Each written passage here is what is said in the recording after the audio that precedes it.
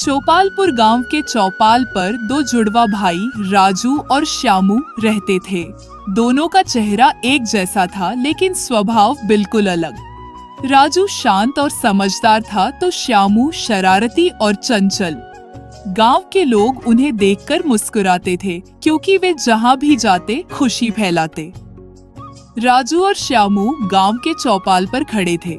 कुछ किसान पास में ही बीड़ी पीते हुए अपनी फसल पर चर्चा कर रहे थे। तभी रामू काका वहां आते हैं। अरे राजू, श्यामू, तुम दोनों को देखकर हमेशा बचपन की याद आ जाती है। तुम्हारी शरारतें तो पूरे गांव में मशहूर हैं। काका, शरारत नहीं करेंगे तो बचपन का मजा कैसे आएगा? लेकिन शरारत भी सोच समझकर करनी चाहिए, ताकि किसी को नुकसान ना हो। सही कहते हो बेटा। समझदारी और मस्ती का संतुलन ही जीवन का असली आनंद है।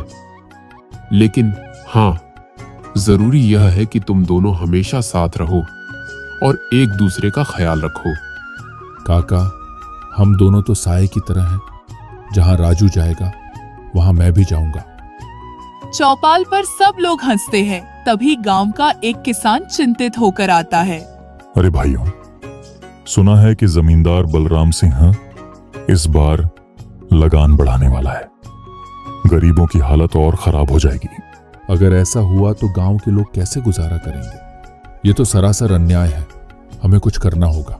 राजू और श्यामू एक दूसरे को देखते हैं, जैसे उनके मन में कोई योजना बन रही हो। शाम को घर में लक्ष्मी देवी अपने दोनों बेटों के लिए खाना बना रही थी। उनकी आंखों में चिंता थी।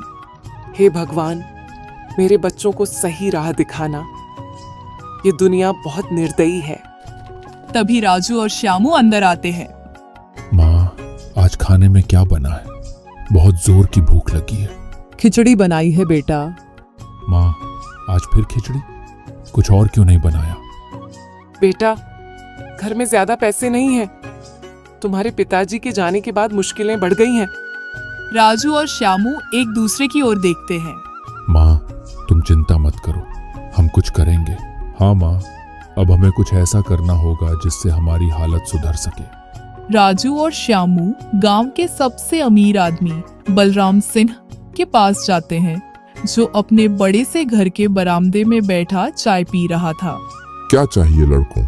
जमींदार साहब, हमें कोई काम चाहिए। हाँ जमींदार साहब, हमें कुछ काम दे दीजिए। काम तो मैं दूंगा, लेकिन मेहनताना बहुत कम मिलेगा। जमींदार साहब, हमें सिर्फ काम चाहिए। हम अपनी मेहनत से अपनी किस्मत बदलेंगे। ठीक है, कल से खेतों में काम पर लग जाओ। राजू और श्यामू खुशी खुशी घर लौटते हैं।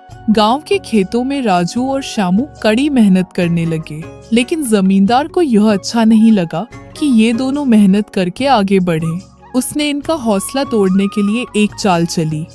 इन दोनों लड़कों को सबक सिखाना होगा। ऐसा कुछ करो कि ये काम छोड़कर भाग जाएं। रात को गुर्गे राजू और श्यामू के खेत में आग लगा देते हैं। सुबह दोनों देखते हैं कि उनकी मेहनत राख बन गई है। ये किसी की साजिश है।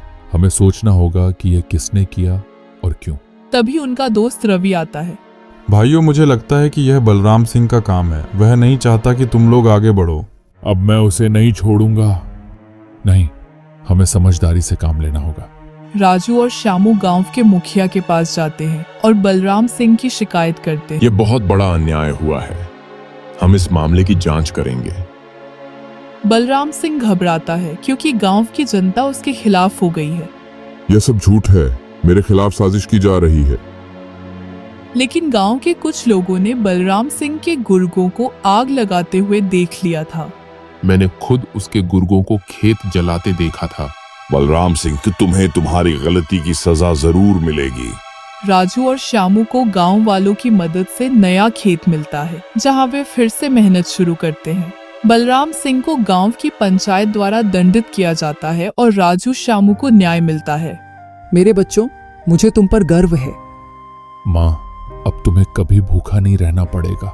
हाँ माँ, मेहनत और सच्चाई की जीत हमेशा होती है। कहानी का अंत खुशी के साथ होता है।